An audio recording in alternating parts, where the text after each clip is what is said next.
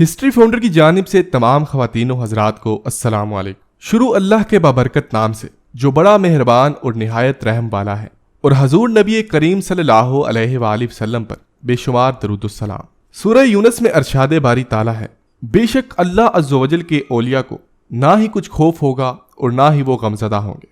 اللہ عز و جل کے برگزیدہ بندے جو محبت الہی میں سرشار رہے اور ان کی زندگیوں کا مقصد حقیقی رضا الہی اور محبت الہی رہی، وہ لوگ دنیا میں بھی کامیاب ہوئے اور آخرت میں بھی یقیناً کامیاب ہوں گے۔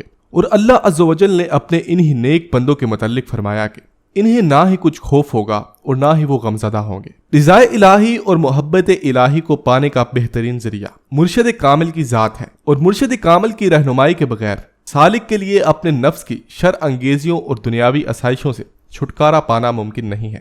صحابہ کرام رضی اللہ تعالیٰ عنہ وہ خوش قسمت لوگ ہیں جنہیں حضور نبی کریم صلی اللہ علیہ وآلہ وسلم کی صحبت اور قرب میسر آیا، اور انہوں نے آپ صلی اللہ علیہ وآلہ وسلم کی صحبت میں رہ کر تزکیہ نفس کے ذریعے خود کو قرب حقیقی کا حقدار بنایا۔ صحابہ کرام رضی اللہ تعالیٰ عنہ کے بعد تابعین کا دور آیا، اور انہوں نے صحابہ کرام رضی اللہ تعالیٰ عنہ کی صحبت بابرکت سے فیض پایا اور تزکیہ نفس کے ذریعے رضا الہی کو پایا۔ تابعین کے بعد اللہ عز و جل کے نیک بندوں اور علماء کے ذریعے یہ سلسلہ آج تک قائم و دائم ہے، اور ہزاروں متلاشیان راہ حق مرشد کامل کی صحبت سے مستفیض ہو کر بارگاہ الہی میں مقبولین کے درجے پر فائز ہوتے آئے ہیں۔ حضرت سیدنا جنید بغدادی رحمۃ اللہ علیہ کا شمار بھی انہی اولیاء کاملین میں ہوتا ہے جو سلوک کی منزل طے کرنے کے بعد مسند رشد و ہدایت پر جلوہ افروز ہوئے، تو ایک عالم ان سے فیض یاب ہوا، اور ان کی صحبت میں رہ کر ہزاروں متلاشیان راہ حق نے اپنی منزل حقیقی کو پایا۔ حضرت سیدنا داتا گنج بخش رحمۃ اللہ علیہ اپنی معرکۃ الآراء تصنیف کشف المعجوب میں حضرت جنید بغدادی رحمۃ اللہ علیہ کے متعلق لکھتے ہیں کہ آپ رحمۃ اللہ علیہ اہل ظاہر اور اہل باطن دونوں میں یکساں مقبول تھے، اور آپ رحمۃ اللہ علیہ تمام علوم و فنون اسلامیہ میں کمال کا درجہ رکھتے تھے اور اصول و فرع میں مفتی تھے۔ زیر نظر ویڈیو حضرت جنید بغدادی رحمۃ اللہ علیہ کی سیرت مبارکہ اور دیگر حالات و واقعات پر مبنی ہے، اور ہمیں چاہیے کہ ہم جب تک اس دنیا میں رہیں ہماری زندگیوں کا مقصد رضا الہی ہو، اور ہماری زندگی سنت رسول صلی اللہ علیہ وآلہ وسلم کے تحت بسر ہو، اور ہم صحابہ کرام رضی اللہ تعالیٰ عنہ اور اولیاء اللہ رحمۃ اللہ علیہ کی زندگیوں کو اپنے لیے مشعل راہ بنائیں، اور ایسے اعمال کی کوشش کریں جو ہمیں بارگاہ الہی میں مقبول بنائیں اور ہمیں روز حشر کی رسوائی سے محفوظ و مامون رکھیں۔ دوستو، کہتے ہیں کہ ایک بار شیخ جنید بغدادی سفر کے ارادے سے بغداد روانہ ہوئے۔ حضرت شیخ کے کچھ مرید ساتھ تھے۔ شیخ نے مریدوں سے پوچھا، تم لوگوں کو بہلول کا حال معلوم ہے؟ لوگوں نے کہا، حضرت وہ تو ایک دیوانہ ہے، آپ اس سے مل کر کیا کریں گے؟ شیخ نے جواب دیا، ذرا بہلول کو تلاش کرو، مجھے اس سے کام ہے۔ مریدوں نے شیخ کے حکم کی تعمیل اپنے لیے سعادت سمجھی۔ تھوڑی جستجو کے بعد ایک صحرا میں بہلول کو ڈھونڈ نکالا اور شیخ کو اپنے ساتھ لے کر وہاں پہنچے۔ شیخ بہلول کے سامنے گئے تو دیکھا کہ بہلول سر کے نیچے ایک اینٹ رکھے ہوئے دراز ہے۔ شیخ نے سلام کیا تو بہلول نے جواب دے کر پوچھا، تم کون ہو؟ آپ نے کہا، میں جنید بغدادی۔ بہلول نے کہا، تو اے ابو القاسم، تم ہی وہ شیخ بغدادی ہو جو لوگوں کو بزرگوں کی باتیں سکھاتے ہو؟ آپ نے کہا، جی ہاں، کوشش تو کرتا ہوں۔ بہلول نے کہا، اچھا تو تم اپنے کھانے کا طریقہ تو جانتے ہی ہوگے۔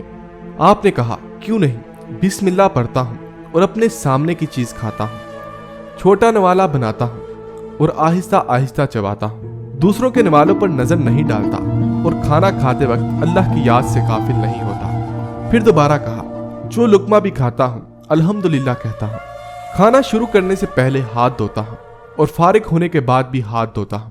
یہ سن کر بہلول اٹھ کھڑے ہوئے اور اپنا دامن شیخ جنید کی طرف جھٹک دیا۔ پھر ان سے کہا، تم انسانوں کے پیر و مرشد بننا چاہتے ہو، اور حال یہ ہے کہ اب تک کھانے پینے کا طریقہ بھی نہیں جانتے۔ یہ کہہ کر بہلول نے اپنا راستہ لیا۔ شیخ کے مریدوں نے کہا، یا حضرت، یہ شخص تو دیوانہ ہے۔ ہاں، دیوانہ تو ہے، مگر اپنے کام کے لیے ہوشیاروں کے بھی کان کاٹتا ہے، اس سے سچی بات سننا چاہیے، آؤ اس کے پیچھے چلیں، مجھے اس سے کام ہے۔ بہلول ایک ویرانے میں پہنچ کر ایک جگہ بیٹھ گیا۔ شیخ بغدادی اس کے پاس پہنچے تو انہوں نے شیخ سے پھر یہ سوال کیا، کون ہو تم؟ آپ نے کہا، میں شیخ بغدادی ہوں جو کھانا کھانے کے طریقے نہیں جانتا۔ بہلول نے کہا، خیر تم کھانا کھانے کے آداب سے ناواقف ہو تو گفتگو کا طریقہ تو جانتے ہی ہوں گے، آپ نے جواب دیا جی ہاں جانتا ہوں۔ بہلول نے کہا تو بتاؤ کس طرح بات کرتے ہو؟ آپ نے کہا میں ہر بات ایک اندازے کے مطابق کرتا ہوں، بے موقع اور بے حساب نہیں بولتا، سننے والوں کی سمجھ کا اندازہ کر کے خلق خدا کو اللہ اور رسول صلی اللہ علیہ وآلہ وسلم کے احکام کی طرف توجہ دلاتا ہوں۔ یہ خیال رکھتا ہوں کہ اتنی بات نہ کہوں کہ لوگ مجھ سے بیزار ہوں، باطنی اور ظاہری علوم کے نقطے نظر میں رکھتا ہوں۔ اس کے ساتھ گفتگو کے آداب سے متعلق کچھ اور باتیں بھی بیان کی۔ بہلول نے کہا کھانا کھانے کے آداب تو ایک طرف رہے، تمہیں تو بات کرنے کا ڈھنگ بھی نہیں آتا۔ بہلول نے پھر شیخ سے منہ پھیرا اور ایک طرف چل دیے۔ مریدوں سے خاموش نہ رہا گیا۔ انہوں نے کہا یا حضرت یہ شخص تو دیوانہ ہے، آپ دیوانے سے بھلا کیا توقع رکھتے ہیں؟ آپ نے کہا بھئی مجھے تو اس سے کام ہے، تم لوگ نہیں سمجھ سکتے۔ اس کے بعد شیخ نے پھر بہلول کا پیچھا کیا۔ بہلول نے مڑ کر دیکھا اور کہا تمہیں کھانا کھانے اور بات کرنے کے آداب نہیں معلوم ہے، سونے کا طریقہ تو تمہیں معلوم ہی ہوگا۔ آپ نے کہا جی ہاں معلوم ہے۔ بہلول نے کہا اچھا بتاؤ تم کس طرح سوتے ہو؟ آپ نے کہا جب میں عشاء کی نماز اور درود و وظائف سے فارغ ہوتا ہوں تو سونے کے کمرے میں چلا جاتا ہوں۔ یہ کہہ کر شیخ نے سونے کے وہ آداب بیان کیے جو انہیں بزرگان دین کی تعلیم سے حاصل ہوئے تھے۔ بہلول نے کہا معلوم ہوا کہ تم سونے کے آداب بھی نہیں جانتے۔ یہ کہہ کر بہلول نے جانا چاہا تو حضرت جنید بغدادی نے ان کا دامن پکڑ لیا اور کہا اے حضرت میں نہیں جانتا، اللہ کے واسطے تم مجھے سکھا دو۔ کچھ دیر بعد بہلول نے کہا میاں یہ جتنی باتیں تم نے کہیں سب بات کی چیزیں ہیں، اصل بات مجھ سے سنو۔ کھانے کا اصل طریقہ یہ ہے کہ سب سے پہلے حلال کی روزی ہونی چاہیے۔ اگر غذا میں حرام کی ملاوٹ ہو جائے تو جو آداب تم نے بیان کیے ان کے برتنے سے کوئی فائدہ نہ ہوگا اور دل روشن ہونے کی بجائے تاریک ہو جائے گا۔ شیخ جنید نے بے ساختہ کہا جزاک اللہ، اللہ تمہارا بھلا کرے۔ پھر بہلول نے بتایا گفتگو کرتے وقت سب سے پہلے دل کا پاک اور نیت کا صاف ہونا ضروری ہے، اور اس کا بھی خیال رہے کہ جو بات کہی جائے اللہ کی رضامندی کے لیے ہو۔ اگر کوئی غرض یا دنیاوی مطلب کا لگاؤ یا بات فضول قسم کی ہوگی تو خواہ کتنے ہی اچھے الفاظ میں کہی جائے گی تمہارے لیے وبال بن جائے گی، اس لیے ایسے کلام سے خاموشی بہتر ہے۔ پھر سونے کے متعلق بتایا، اس طرح سونے سے متعلق جو کچھ تم نے کہا وہ بھی اصل مقصود نہیں ہے۔ اصل بات یہ ہے کہ جب تم سونے لگو تو تمہارا دل بغض، کینہ اور حسد سے خالی ہو، تمہارے دل میں دنیا اور مال دنیا کی محبت نہ ہو، اور نیند نہ آنے تک اللہ کے ذکر میں مشغول رہو۔ بہلول کی بات ختم ہوتے ہی حضرت جنید بغدادی نے ان کے ہاتھوں کو بوسہ دیا اور ان کے لیے دعا کی۔ شیخ جنید کے مرید یہ منظر دیکھ کر حیران رہ گئے۔ انہیں اپنی غلطی کا احساس ہوا اور یہ بات ان کی سمجھ میں آ گئی کہ ہر شخص کو چاہے وہ جو بات نہ جانتا ہو اسے سیکھنے میں ذرا بھی نہ شرمائے۔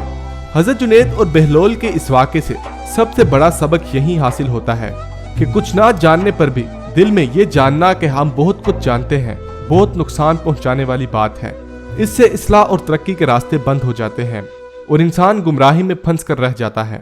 دوستو، ایک مرتبہ خلیفہ وقت کا درباری غلام خلیل حضرت جنید بغدادی سے حسد کرتا تھا، اور اس نے آپ رحمت اللہ علیہ کو رسوا کرنے کے لیے ایک چال چلی، اور اس نے آپ رحمت اللہ علیہ کے ایک مقرب خاص حضرت ابو الحسن سمنون پر پہلا وار کیا، اور ایک عورت کو حضرت ابو الحسن سمنون کی خدمت میں بھیجا جس نے خود کو حضرت ابو الحسن سمنون کے لیے پیش کیا۔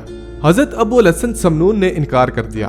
وہ عورت حضرت جنید بغدادی کی خدمت میں حاضر ہوئی اور کہنے لگی کہ آپ حضرت ابو الحسن سمنون کو حکم دیں کہ وہ مجھے قبول فرما لیں۔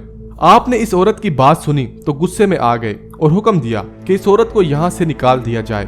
خدام نے اس عورت کو خانقاہ سے باہر نکال دیا اور وہ عورت غلام خلیل کے پاس پہنچی، اور پھر دونوں نے مل کر اپنے منصوبے کے مطابق حضرت ابو الحسن سمنون پر الزام لگایا کہ انہوں نے اس عورت کے ساتھ زنا کیا ہے۔ غلام خلیل اپنے منصوبے کے مطابق اس عورت کو لے کر خلیفہ وقت کے دربار میں پہنچا اور ایک من گھڑت واقعہ سنایا، اور خلیفہ کو حضرت جنید بغدادی رحمت اللہ علیہ اور آپ کے رفقا کے خلاف اکسایا۔ خلیفہ کچے کانوں کا تھا اور اس نے غلام خلیل کی بات پر اعتبار کرتے ہوئے بغیر کسی تصدیق یا ثبوت کے حضرت ابو الحسن سمنون کے قتل کا فرمان جاری کر دیا۔ حضرت ابو الحسن سمنون کو دربار میں طلب کیا گیا، اور جب جلاد کو ان کا سر قلم کرنے کے لیے خلیفہ نے بلانا چاہا تو ان کی زبان بند ہو گئی، اور وہ باوجود کوشش کے جلاد کو حکم نہ دے سکا۔ خلیفہ نے حضرت ابو الحسن سمنون سے کہا کہ وہ کل دوبارہ دربار میں پیش ہو۔ رات کے وقت جب خلیفہ سویا تو اسے الہام ہوا کہ اگر تو نے حضرت ابو الحسن سمنون کو قتل کروایا تو تیری سلطنت زوال پذیر ہو جائے گی۔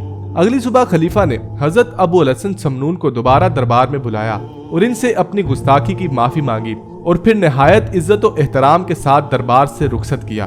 دوستو، جس وقت آپ کے وصال کا وقت آیا تو آپ قرآن مجید کی تلاوت کرنے لگے تو انہیں کسی نے کہا آپ تھوڑا سا آرام کر لیتے، تو انہوں نے کہا اس وقت مجھ سے بڑھ کر کسی کو قرآن کی ضرورت نہیں ہے، یہ وہ وقت ہے جس وقت میں میرا صحیفہ بند کر دیا جائے گا۔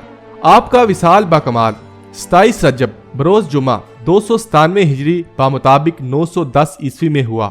آپ کی نماز جنازہ آپ کے فرزند قاسم جنیدی نے پڑھائی۔ تو دوستو، یہ تھی آج کی ہماری ویڈیو۔ اگر آپ کو ہماری ویڈیو پسند آئے تو پلیز ہماری ویڈیو کو لائک، شیئر اور کمنٹ کرنا مت بھولیے گا۔ تو ملتے ہیں نیکسٹ ویڈیو میں۔ اللہ حافظ۔